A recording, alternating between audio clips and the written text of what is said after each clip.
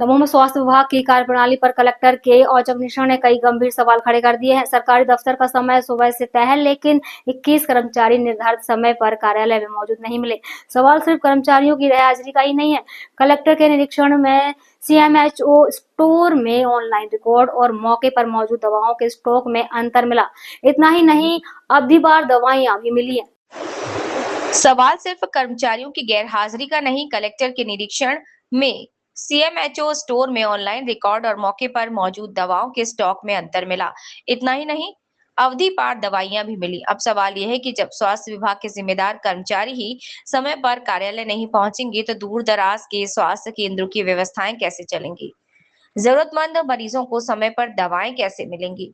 और अगर सरकारी स्टोर में दवाओं के रिकॉर्ड और वास्तविक स्टॉक में अंतर है, तो उसकी जिम्मेदारी आखिर किसकी है? कलेक्टर प्रताप नारायण यादव ने मामले की गंभीरता को लेते हुए कार्यवाही के निर्देश दिए हैं। 21 कर्मचारियों के 3 दिन के वेतन, पारिश्रमिक में कटौती, जबकि स्टोर की अनियमितताओं को लेकर 2 संविदा कर्मचारियों पर भी कार्यवाही की गई है। दमोह में प्रशासनिक कसावट के लिए कलेक्टर प्रताप नारायण यादव का औचक निरीक्षण लगातार जारी है। इसी क्रम में 20 अगस्त को सुबह करीब 10:20 पर कलेक्टर ने मुख्य चिकित्सा और स्वास्थ्य अधिकारी कार्यालय का औचक निरीक्षण किया। निरीक्षण के दौरान कर्मचारियों की उपस्थिति की जांच की गई और सार्थक पोर्टल पर दर्ज उपस्थिति का भी अवलोकन किया गया। जांच में नियमित और संविदा श्रेणी के कुल 21 कर्मचारी निर्धारित समय पर कार्यालय में उपस्थित नहीं मिले। कलेक्टर ने इसे गंभीरता से लेते हुए संबंधित कर्मचारियों के 3 दिवस के वेतन, पारिश्रमिक में कटौती के निर्देश दिए। लेकिन निरीक्षण की कहानी सिर्फ कर्मचारियों की गैर हाजिरी तक सीमित नहीं रही। कलेक्टर ने सीएमएचओ कार्यालय के अंतर्गत आने वाले स्टोर का भी निरीक्षण किया, जहां ई औषधि पोर्टल पर दर्ज ऑनलाइन स्टॉक और मौके पर मौजूद भौतिक स्टॉक में अंतर सामने आया। यानी रिकॉर्ड कुछ और मौके पर मौजूद दवाओं का स्टॉक कुछ और। यही नहीं, निरीक्षण के दौरान अवधि पार दवाइयां भी मिली। इसके अलावा स्टॉक रजिस्टर के संधारण और उपकरणों के रखरखाव में भी कमियां पाई गई।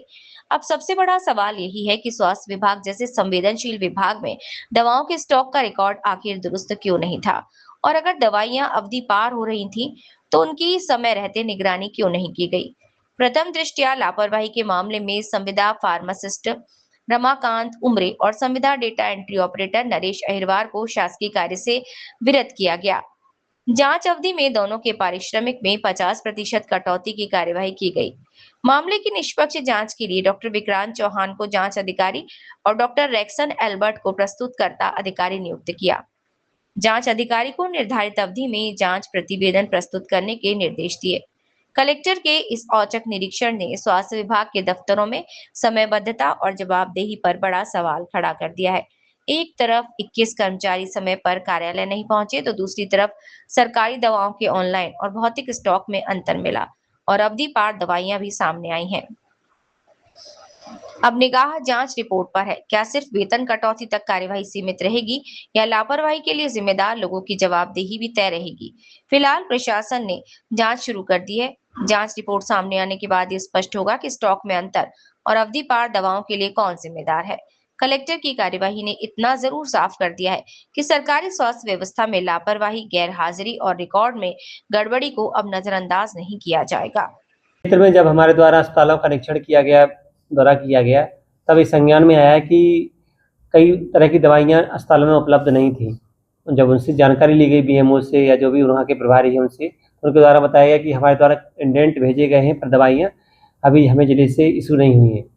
तो इस गैप को ख़त्म करने के लिए आम जनता को दवाई आसानी से जो शासन द्वारा निर्धारित हैं उतनी संख्या में उपलब्ध हों, किसी को बाहर से लेने के लिए मजबूर न होना पड़े। हमारे जो भी मरीज या अस्वस्थ व्यक्ति इलाज कराने आते हैं, इन सब को दृष्टिगत रखते हुए आज हमारे द्वारा जो जिला सीएमएचओ के यहाँ स्टोर रूम है उसका निरीक्षण किया गया।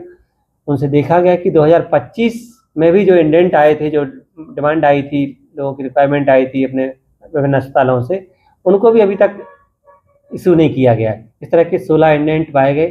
साथ ही जो अभी 2026 जनवरी से भी 39 इंडेंट पेंडिंग है, जबकि